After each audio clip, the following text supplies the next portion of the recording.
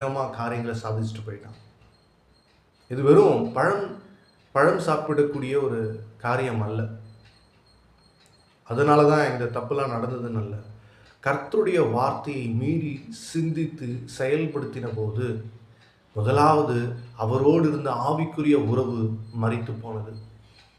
அதனால தான் அவங்க கண்கள் மறைக்கப்பட்டவர்களாக இருந்து போய் நேராக தொடக்கூடாதுன்னு சொன்ன பழத்தை தைரியமாக போய் தொட்டு அதை பறித்து அதை சாப்பிட்டு அதை தன் கணவனுக்கும் கொடுத்தாலும்னு பார்க்குறோம்.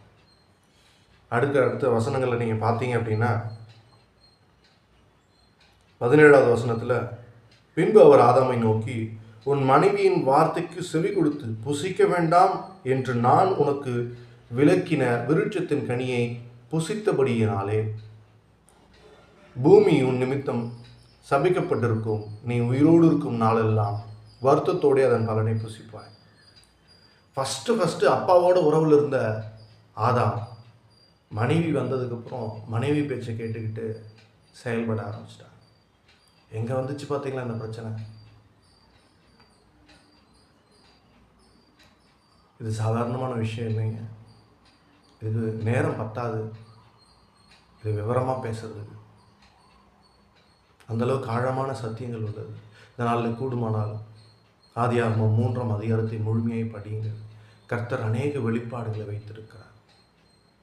நாம் இன்னொரு பதிவிலே இன்னும் ஆழமாய் கர்த்தருடைய வார்த்தையினுடைய ஆழமான அர்த்தங்களையும் அவருடைய அன்பின் ஆழமான அர்த்தங்களையும் அறிந்து கொள்வோம். எனவே தேவையற்ற இடங்களில் தேவையற்ற காரியங்களை பேசிவிடாதீர்கள். நாவடக்கத்தோடும் சிந்தை அடக்கத்தோடும் தெய்வ பயத்தோடும் பேசுங்கள், செயல்படுங்கள்.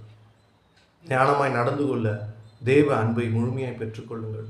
எதை பேசினாலும் அது கர்த்தருக்கு பிரியமா என்று யோசித்து நீங்கள் பேசும் பொழுது, எதை பேசினாலும் கர்த்தருடைய வார்த்தைக்கு இது உகந்ததா, கர்த்தருடைய வார்த்தைக்கு இது முரணானதா என்பதை யோசித்து பேசுங்கள். அப்பொழுது உங்கள் வாழ்க்கையில் தேவையற்ற கசப்பான அனுபவங்களும் தேவையற்ற போராட்டங்களும் உங்கள் வாழ்க்கையில் ஈடுபடவே முடியாது. பிசாசு உங்கள் வாழ்க்கையை எதுவும் செய்யவே முடியாது.